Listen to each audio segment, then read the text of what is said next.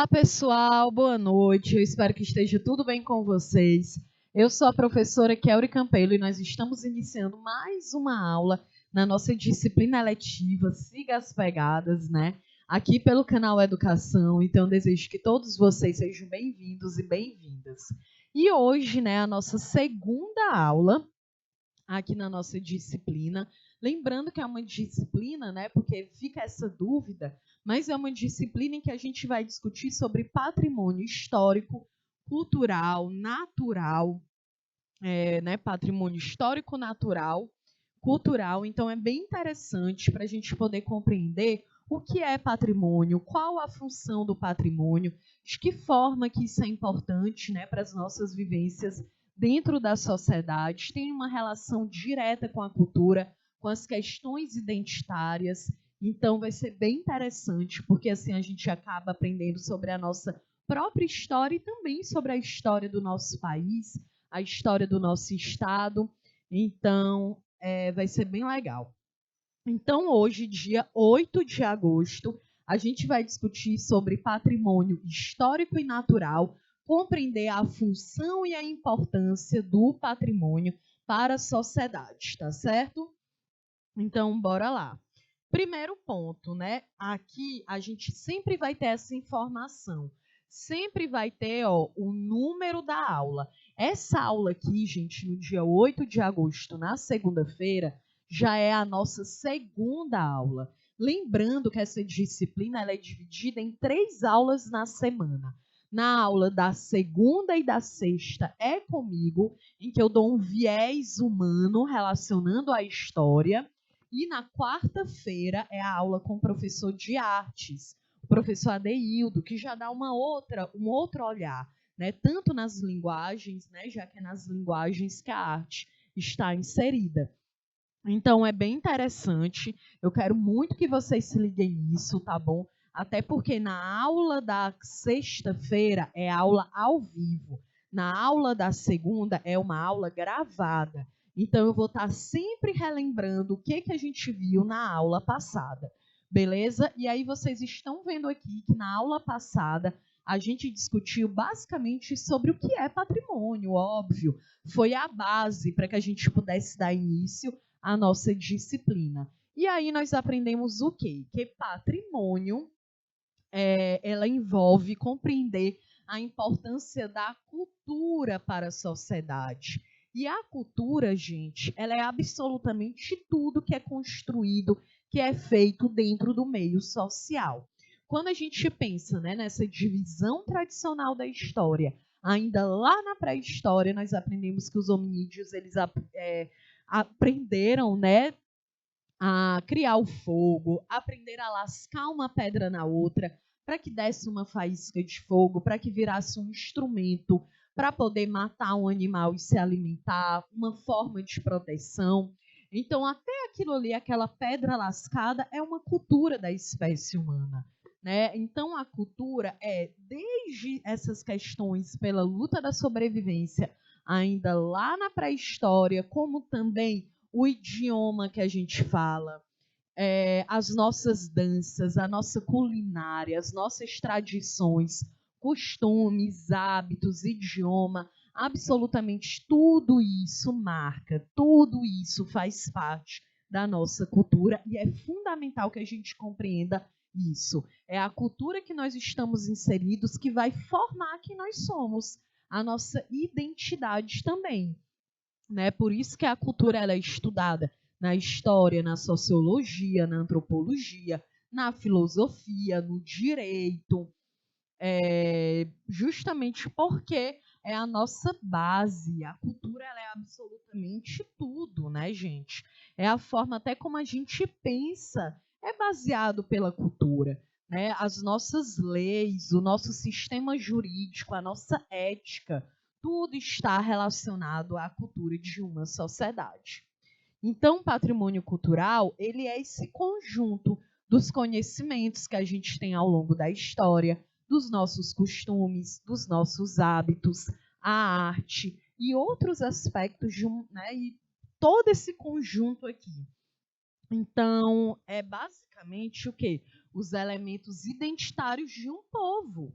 Então, por exemplo, nós nascemos na América do Sul, no Brasil, na região Nordeste, no estado do Piauí, e tudo isso aqui que eu acabei de falar vai impactar em quem nós somos, vai impactar na nossa cultura, na nossa identidade. Então, a própria palavra patrimônio, que é uma palavra que vem do latim, que significa pater, que significa pai. Então, patrimônio, ela dá aquela ideia que são todos esses conhecimentos que são passados de geração para geração, ok? Então, o significado de patrimônio cultural diz respeito a uma herança compartilhada entre as pessoas que estão dentro de uma sociedade. Um exemplo, o nosso idioma, o português que eu estou falando e que você aí do outro lado está entendendo, é uma cultura que eu herdei, porque eu nasci no Brasil. Então, as primeiras palavras que eu fui ouvindo, que eu fui socializando, é que vai marcar a minha identidade enquanto uma mulher brasileira. Porque é o meu idioma raiz, não é isso? Então, lembra que na nossa primeira aula eu falei sobre o cabeça de cuia, que é impossível uma pessoa morar no Piauí e nunca ter ouvido falar sobre a lenda do cabeça de cuia, né, gente? Por quê? Porque é algo que já está marcado na nossa tradição, na nossa cultura. Né? Na cidade de Teresina, por exemplo, eu era criança, eu estudei aqui, a gente sempre tinha visita ao encontro dos rios, a conhecer a lenda do cabeça de cuia, porque é algo que é uma tradição e vai sendo passada de geração para geração. A minha mãe ouvia essa lenda, ela passou para mim. Não é isso? A mãe dela, minha avó, também conhecia. Então, essa é a ideia do patrimônio. São costumes, são ideias, são artefatos, né? A culinária, são as danças, as músicas, elas vão passando. Esse conhecimento vai passando de geração para geração. É por isso que a gente fala que tem uma relação direta com a nossa identidade, ok? Bom, então, patrimônio cultural, ele é composto por monumentos. Pode ser, né, um monumento, pode ser os conjuntos de construções e sítios arqueológicos, como é o exemplo que eu dei aí na tela. Né? E a gente vai ter muitas aulas em que a gente vai conhecer de uma forma mais específica o Parque Nacional da Serra da Capivara, aqui no Piauí, que é considerado um patrimônio mundial, gente, da história e da natureza. Então, isso é incrível, né? É um patrimônio mundial cultural. Então, o Parque Nacional da Serra da Capivara não é só um patrimônio para o estado do Piauí, mas sim um patrimônio para a história da humanidade, né? Então, o patrimônio cultural pode ser um monumento, como é o caso aí da Pedra Furada, no Parque Nacional da Serra da Capivara. Também são as construções, os sítios arqueológicos, né, que estão presentes no Brasil inteiro. E esses monumentos, esses sítios arqueológicos, as pinturas rupestres são de fundamental importância para a memória, para a identidade, para a criatividade dos povos e também a riqueza das culturas, né? Um povo, quando a gente diz que uma civilização, um povo é rico, porque é muito importante que a gente conheça a história de onde a gente vem, a história do nosso país e, é claro, a história do nosso estado também. Então, esta composição, né, onde que foi definido isso? Está definida lá na Convenção para a Proteção do Patrimônio Mundial, Cultural e Natural, elaborada na Conferência Geral da Organização das Nações Unidas para a Educação, a Ciência e a Cultura, que é a Unesco. Foi determinado isso lá em Paris, na França, no ano de 1972. Então, está com quanto tempo? 72. Está com 50 anos. 50 anos, né, em que a gente tem a Unesco, que ela definiu nessa Convenção para a Proteção do Patrimônio Mundial, Cultural e Natural, lá na França, em 1972, no decreto de número 80.978, né, foi ratificada no dia 12 de dezembro de 77. Não estou colocando nenhuma data para que vocês, tenho que decorar isso? Claro que não. Isso aqui é para que a gente consiga se situar, né? Porque, afinal de contas, aqui é uma ciência. Eu não posso dizer, beleza, patrimônio mundial aonde? Não estou tirando da minha cabeça, né? A gente tem normas, legislações, nós temos aqui convenções que são determinados, né, gente? Justamente porque eu não posso ir lá no Parque Nacional da Serra da Capivara e, por exemplo, fazer um picho nesse lugar, né? Fazer, sei lá, riscar, quebrar, jogar um lixo, desconfigurar, porque é algo que está na lei, é algo que deve ser protegido, porque é um patrimônio do mundo, não é só do Piauí, né? Algo que realmente fala da nossa memória, da nossa história, da história dos nossos ancestrais, né? Até porque um conteúdo que a gente também estuda lá na história é sobre a ocupação do continente americano. Inclusive, a gente vai discutir sobre isso aqui nas nossas aulas, né? A gente vai conhecer uma arqueóloga chamada Nied Guidon, uma referência. Quando a gente pensa aqui na Serra, né? Ela sempre é uma pessoa que reivindica muitas questões, ações, políticas públicas para a Serra da Capivara, justamente porque é algo que precisa ser preservado, cuidado. E, gente, a Nied Guidon, ela tá lá na Serra da Capivara desde 79, né? E ela participou muito desse movimento para ter o museu, para que a gente pudesse ter pesquisas nas universidades para poder estudar essa área. A gente tem a pesquisa, inclusive, dela, que quebra uma das teorias mais aceitas até hoje, que é a do Estreito de Bering, em que é uma pesquisa realizada nos Estados Unidos, em que fala que a América, o continente americano, começou a ser ocupado há 11 mil anos atrás, e as pesquisas da Nied Guidon, da galera que pesquisa o Parque Nacional da Serra da Capivara, falam que, na verdade, a América começou há pelo menos 60 mil anos atrás. Então, é uma diferença muito grande, porque nós temos muitas fontes, né, e justamente dentro da Serra da Capivara, em que a gente analisa que seria impossível a América ter sido ocupada somente há 11 mil anos atrás, né? O próprio crânio da Luzia, que foi encontrado em Minas Gerais, justamente quando ele foi analisado, ele não é de apenas 11 mil anos atrás. Então, a gente vai falar muito sobre isso, sobre a ocupação da América, também de que forma que ocorreu, porque isso também, né, marca a história do patrimônio mundial, cultural e natural do Brasil e do mundo. Então, se liga, patrimônio cultural, a gente está falando que pode ser monumentos, conjuntos de construções, sítios arqueológicos, porque vão ter. Por quê? Porque tem importância para a memória, para a identidade. Professora, como assim memória? Gente, existe uma frase, né, que a gente diz que um povo sem memória é um povo sem história. Porque para que eu conheça a história da minha identidade, eu preciso conhecer a história de onde eu venho. Qual é a história do território que eu vivo? Você que está aqui assistindo essa aula agora, você conhece a história da sua cidade, a história do seu estado? É muito importante que você conheça, tá certo? Então, é por isso que nessa Convenção para a Proteção do Patrimônio Mundial, Cultural e Natural, né, justamente para que isso possa ser protegido.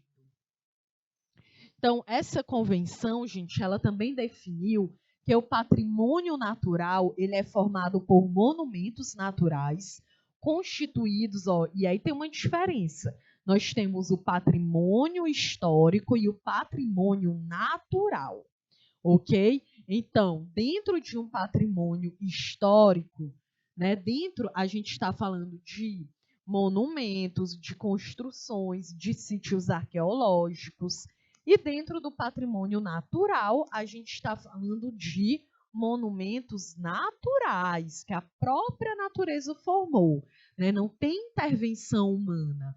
Por exemplo, uma casa, a arquitetura, ela também é considerada um patrimônio.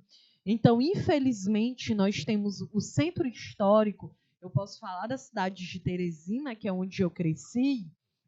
O centro histórico da cidade de Teresina está quase inexistente. Por quê? Porque está virando estacionamento, porque as casas, muitas que são tombadas, né, estão sendo destruídas, não se tem mais essa noção, né? Então a gente anda no centro histórico, mas é um centro histórico que se confunde, porque já tem toda uma construção, uma arquitetura mais atual. Então isso é muito importante para a gente pensar. Nós temos cidades, né, em que o centro histórico ainda está sendo bem preservada, ou que é tombada, é o caso da cidade de Salvador, de São Luís, que no Maranhão, Salvador na Bahia, que tem centros históricos, né, que são tombados, são casas, são prédios que não podem ser derrubados, que mesmo que tenha uma restauração da estrutura, não pode, a fachada da casa, ela não pode ser mexida. A gente também vai falar sobre isso aqui.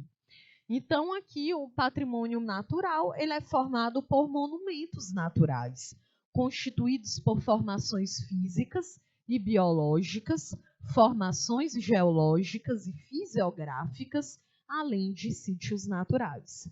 Nele, a proteção ao ambiente, do patrimônio arqueológico, o respeito à diversidade cultural e às populações tradicionais são objeto de atenção especial, né? Aqui nessa tela, que inclusive nessa foto muito bonita, eu coloquei a fonte aqui do fotógrafo Fernando Bonfim.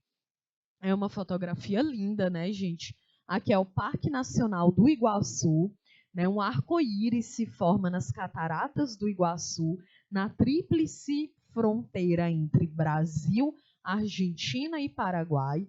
E o Parque Nacional do Iguaçu, ele ganhou o título de Patrimônio da Humanidade em 1986.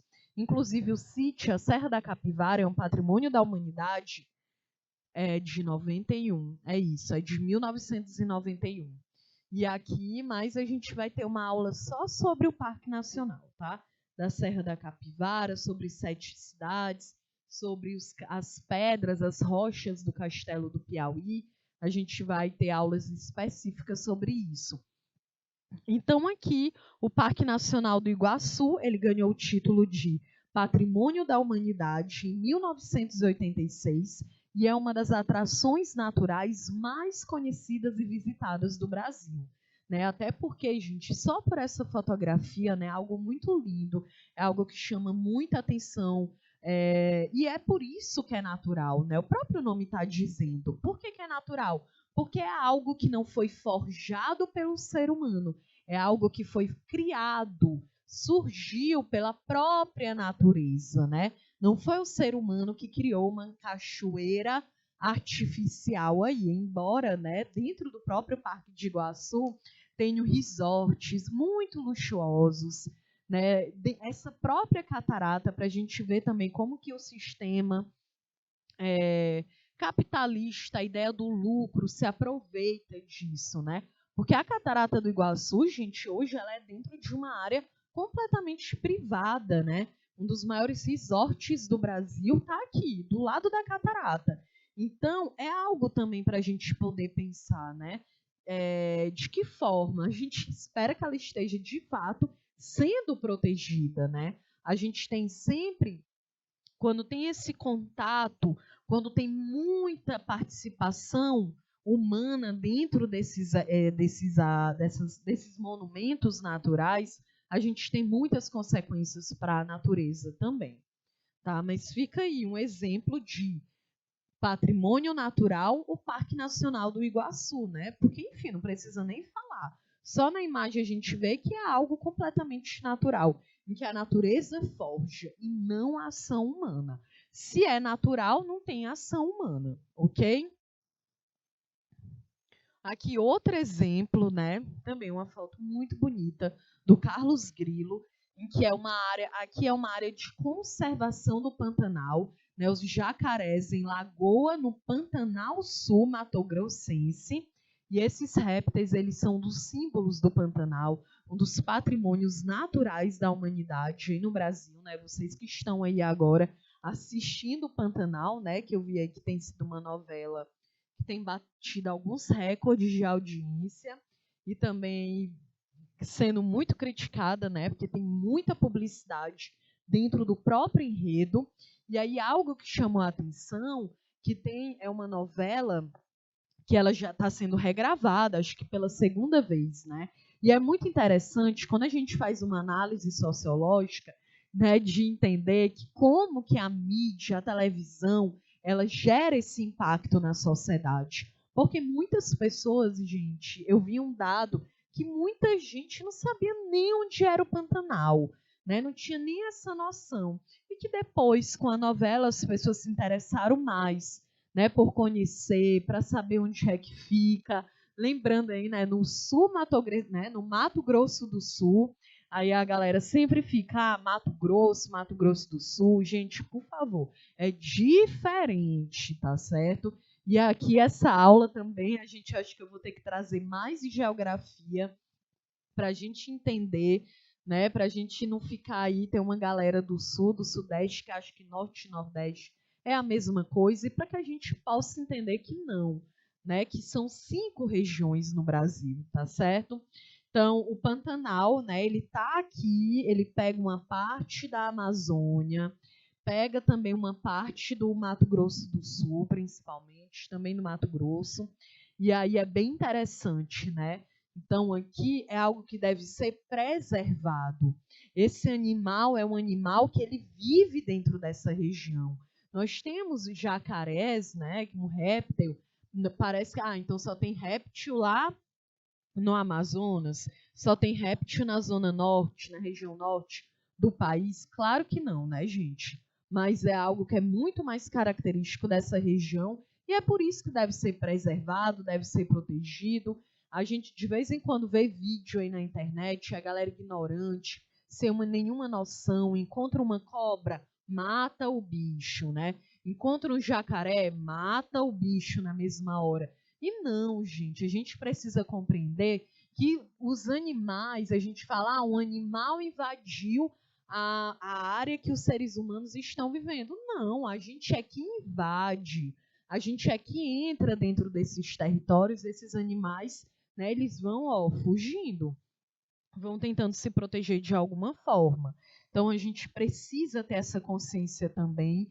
A gente também vai ter uma aula sobre isso aqui, para a gente entender a importância de se preservar, a importância de quando tu encontrar um animal como esse, ao invés de tu sair matando, para que tu possa entrar em contato com órgãos que sejam responsáveis e que vão fazer, vamos lá, recolher esse animal e levar para um lugar seguro.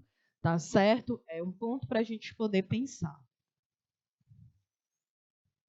Bom, então, patrimônio cultural, gente, ele é tudo aquilo que possui importância histórica e cultural para um país ou uma pequena comunidade. Olha aí, né? Vai do macro para o micro. Então, como a arquitetura, as festas, as danças, a música, as manifestações populares, artes, culinária, tudo isso é patrimônio cultural. Então, é engraçado, né? Aqui a gente cria muito essa ideia de ficar dividindo o que é cultura e o que não é cultura. Lembrando que não existe uma cultura que é melhor ou pior. Não existe uma cultura que é superior ou inferior. A cultura ela está relacionada a uma sociedade, a um povo, gente. Então eu quero muito que vocês pensem sobre isso, tá certo? Aqui no Brasil, nós temos inúmeras manifestações culturais, artísticas. Quando a gente pensa na música, professor, então a cultura do Brasil é só o forró? É só o samba, por exemplo? E claro que não. Tudo que é manifestação artística criada pelo povo brasileiro é cultura. Então, o funk é cultura, o brega funk é cultura, a swingueira é cultura, sei lá, forró é cultura, piseira é cultura, o rock que é produzido aqui é cultura, o baião, o samba. Não existe essa ideia de uma cultura melhor ou pior, tá certo? Embora a gente saiba que exista cultura popular e cultura erudita, em que a cultura popular é aquela que a gente aprende nas nossas vivências, no conhecimento, nas tradições que são passadas de geração em geração. Já uma cultura erudita é aquela que tu precisa ter acesso na escola, que tu precisa ter acesso, tu precisa ter algum conhecimento científico escolar sobre aquele conteúdo, tá bom? Então, os patrimônios culturais oficiais de uma região, eles são escolhidos pelo Estado. No entanto, gente, uma comunidade ela pode ter um patrimônio cultural que não necessariamente passou pelo reconhecimento burocrático do Estado, né? Isso porque, gente, os patrimônios culturais oficiais, o Estado ele precisa participar. Então, o Estado ele vai dizer, né? Então, imagina, tem lá uma casa que foi de um poeta aqui no Piauí. Para que aquela casa ela seja tombada, o Estado precisa participar. A gente precisa ter o IFAM, né, que é um instituto aí responsável pelo patrimônio histórico cultural nacional, precisa tombar essa casa. Então o Estado ele precisa participar como uma forma de legitimar aquele monumento, né, de dizer por que eu vou tombar essa casa? Porque ela tem uma relevância, uma história. Né? E aí lembra, né, para ser considerado patrimônio cultural, precisa ter essa importância histórica e cultural para um povo. Então, a Serra da Capivara é um patrimônio porque ela tem uma importância, né? Ela fala da ocupação do continente americano, dos primeiros hominídeos, não. Porque aqui na América do Sul já foi Homo sapiens, né? Então, é falando de que forma que o Homo sapiens já chegou, né, na evolução aqui dentro do território do continente americano. Então, tudo isso é importante, tudo isso é nossa história. Como é que eu vou conhecer a minha história, a história do meu país? É justamente através dos nossos patrimônios culturais, naturais. Aqui na tela, por exemplo, vocês estão vendo, né, o centro histórico da cidade de Salvador, na Bahia, que foi tombada pela Unesco como patrimônio histórico-cultural material da humanidade. Olha aí. Esse aqui também é um ponto que a gente vai aprender nas nossas próximas aulas, que é o que é patrimônio material e o que é patrimônio imaterial. Beleza? Então, aqui o Centro Histórico de Salvador, ele é um patrimônio material, porque é a arquitetura. Para vocês terem uma ideia, aí nessa imagem, né, até o chão, que são os bloquinhos, gente, não é nem concreto, é outro material. Até isso é considerado um patrimônio. No Centro Histórico de Salvador, no Centro Histórico de São Luís, a galera não pode mexer no piso, porque também a calçada é um patrimônio, né? Algo que está aí, no caso, né, desde a partir do século XVI com a nossa colonização, né? Porque antes da colonização portuguesa, a gente vivia aqui de uma outra forma, né? Com mais de 6 milhões de indígenas espalhados por todo o território brasileiro. E aí a gente até falou um pouco sobre isso na aula passada, sobre a nossa herança indígena. Né? E aí vocês estão vendo ali toda essa, até essas fitinhas aqui, que é da igreja, né, Bom Senhor, não, do Bonfim, né?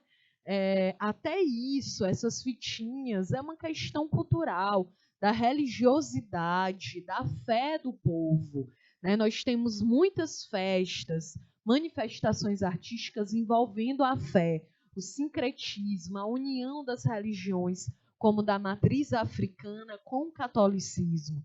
A cidade de Salvador, o estado da Bahia, é uma boa referência sobre o sincretismo religioso, e a gente também vai ter uma aula sobre isso. Então, quando um elemento cultural ele é considerado patrimônio histórico cultural por algum órgão ou entidade especializado no assunto, nós dizemos que ele foi tombado como patrimônio. Então, lembra, né? Quando elemento cultural considerado um patrimônio histórico-cultural, a gente diz que ele foi tombado. Então, podem ser bens considerados patrimônio histórico-cultural? Primeiro, obras de artes plásticas. Então, pode ser uma pintura, uma escultura, uma ilustração, os tapetes. É uma referência aqui no estado do Piauí, no Nordeste, os tapetes de palha, o capim santo não, capim dourado, né, em que as pessoas fazem objetos, cestas, colares. Então, é considerado, né, uma obra de arte que também é considerado um patrimônio histórico-cultural. Tá certo, gente? Então, lembra, pintura, escultura, ilustração, a tapeçaria. Outro ponto, construções e conjuntos arquitetônicos, né?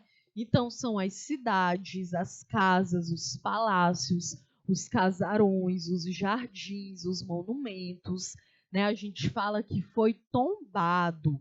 Então, uma imagem, ela pode ser tombada, uma escultura tombada, uma casa, a gente acha que só é tombado a casa, né? A arquitetura, e não.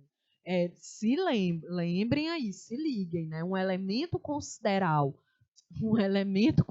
ele é considerado patrimônio histórico-cultural quando um órgão, uma entidade especializada no assunto, diz que ele foi tombado como patrimônio. Aqui no Brasil, geralmente quem faz isso é o IPHAN, mas a gente também tem a Unesco, né, que já é internacional. Então, essa ideia, né? Então, tem tanta relevância para um povo, para aquele país, que a gente tomba ou aquele objeto, ou aquela arquitetura, aquela casa, aquele jardim, aquele monumento, e que isso aqui é considerado material. E tem o imaterial, que são as festas, as festividades. Aqui na região Nordeste é muito marcante as nossas festas juninas, né? Que, claro, a gente acabou herdando, juntou, vem a cultura da Europa, porque a gente sabe que as festas juninas, né, elas também estavam presentes no continente europeu, mas era considerado uma festa pagã, né? Somente com a Igreja Católica firmando, legitimando o cristianismo, se tornando oficial. E aí era impossível. A Igreja Católica não ia aceitar uma festa popular que era pagã. Então ela vem e dá essa característica religiosa. Não é à toa que a gente comemora é São João, é São Pedro, é Santo Antônio, pelo apelo religioso. E aqui, né, a gente gosta de dizer assim, a festa junina surgiu na Europa, gente. Vamos lembrar, a gente precisa até parar com essa visão eurocêntrica, né? Tem que lembrar do Brasil. O Brasil não passa a existir com colonização portuguesa. O Brasil já existia antes. E o que chama muita atenção é que aqui no Brasil, os indígenas também no mês de junho faziam as festas juninas. Por quê? Porque era o mês que a galera colhia o milho. Então eles agradeciam fazendo festa, fazendo comida com milho. Lá na Europa era quase a mesma ideia. Aí a galera no mês de junho festejavam as suas colheitas, né? Só que não era o milho, né? Porque o milho era muito mais tradicional aqui da América do Sul. Então, é uma forma de festejar, de agradecer aquela colheita. É por isso que nas festas juninas a gente tem a dança, a música e tem o quê? O milho. Né? O milho no seu formato natural, é a canjica, é o bolo, é o cuscuz, então é a farinha. Então, é uma festa, é uma comemoração e marca, não só na região Nordeste, o Brasil como um todo, tá certo? Outra coisa, música. Música também pode ser considerada um patrimônio, né? A gente sempre lembra aí do baião no Brasil é um patrimônio cultural. O samba no Brasil é um patrimônio cultural. Os instrumentos de música utilizados pelos indígenas, como o tambor, por exemplo, é um patrimônio cultural. Né? Então, aí na tela vocês estão vendo a capoeira. Eu não coloquei a data e agora eu não lembro. Mas a capoeira ela também foi considerada um patrimônio imaterial da humanidade pela Unesco. Por que imaterial? A gente vai ter uma aula, é a nossa próxima aula, para entender as diferenças. Material, eu pego, eu vejo, pode ser uma casa, pode ser um instrumento, pode ser um berimbau. Agora, imaterial é uma manifestação artística do povo. O imaterial são as festas. É a festa junina, é a festa dos reisados, deixa eu ver, é a capoeira, né? Inclusive a capoeira é uma manifestação que vem com a população africana, que foi durante 350 anos escravizados no Brasil. Para vocês terem uma ideia, não tem nem, deixa eu ver quando foi no governo do Getúlio Vargas, na década de 30. Então não tem nem 100 anos que a capoeira, gente, ela foi permitida no Brasil. Para vocês terem uma ideia, era proibida, era um crime. Né? Então, em pleno século XX, se alguém estivesse dançando, lutando uma capoeira na rua, tu era preso. Somente no governo do Getúlio Vargas foi legitimado que não era uma atividade criminosa, né? Mas mesmo assim ela deveria acontecer em lugares específicos. Então, o fato de dizer, olha, a capoeira ela é um patrimônio da humanidade. Ela é um patrimônio também do Brasil, da humanidade, porque é uma ação artística que vem do continente africano, que entra no Brasil e que marca a nossa cultura, né? Até hoje a gente vê pessoas que jogam, né? Assim que se fala, né? Eu acho, a capoeira. Então, é algo muito marcante, é por isso que ela é um patrimônio da humanidade, porque ela não está só no Brasil, ela tem sua origem no continente africano e ela rodou o mundo, já que, infelizmente, o continente africano foi impactado pela escravidão, né? Então, a comida também, os nossos elementos culinários também é cultura, gente. O cuscuz no Brasil, na região Nordeste ainda mais, a gente come ali o cuscuz no café da manhã, a gente janta cuscuz, a gente toma o café da tarde. Eu acho que a gente só não almoça, né? Como assim, de fato, mas no Brasil, com quase 33 milhões de pessoas no mapa da fome, na insegurança alimentar, do grave ao mais agudo, a gente tem o cuscuz, né, até entrando como na hora do almoço também, porque ele sustenta. É cultura, gente. Tudo isso é cultura, né? Então, deixa eu ver o que mais. Então, são diversas culturas aqui, estão presentes no mundo inteiro e vão marcando a cultura daquele povo. Aqui eu só estou dando exemplo, né, no caso do cuscuz, porque é a nossa região. Né? Então, a cajuína, por exemplo. A cajuína, ela é considerada também um patrimônio. A cajuína, gente, ela é uma bebida feita a partir do suco do caju, que é uma fruta típica do Piauí, e é considerado um patrimônio cultural do Brasil. Né? A cajuína, ela é considerada, olha, é uma produção tradicional e práticas socioculturais associadas à cajuína no Piauí. Ela foi inscrita no Livro de Registro dos Saberes, pelo IFAM, em maio de 2004. Por quê? Porque é o modo de fazer a cajuína. Ah, professora, qualquer pessoa, só jogar aí na internet, no Google, e ver qual é a receita e faz cajuína? Claro que não. Isso aqui é um traço cultural. A cajuína, ela entra no Livro dos Registros dos Saberes pelo IFAM, porque a cajuína, durante, né, a nossa colonização, a cultura do nosso país, e até mesmo antes aqui da colonização, era muito comum, né, quando eu chego na casa de uma pessoa, não oferecia água, oferecia a cajuína, porque era algo que somente quem vivia no Piauí sabia fazer a cajuína. E é por isso que ela é considerada ela entra como produção tradicional e práticas socioculturais. Então, até a cajuína ela é considerada um patrimônio cultural do Brasil, porque é algo específico de uma região do Brasil, né? Tinha a ver com os rituais de hospitalidade das famílias no Piauí, no século XVIII, no século XIX. Hoje a gente já perdeu bastante. Isso até porque cajuína a gente compra no supermercado, é um absurdo de caro, né? Então, olha, até isso aí também vai influenciando a cultura de um povo. Beleza? Então, estou vendo aqui que a nossa aula ela está chegando ao fim. Eu deixei aqui essa reflexão. Qual a sua interpretação sobre a charge ao lado, né?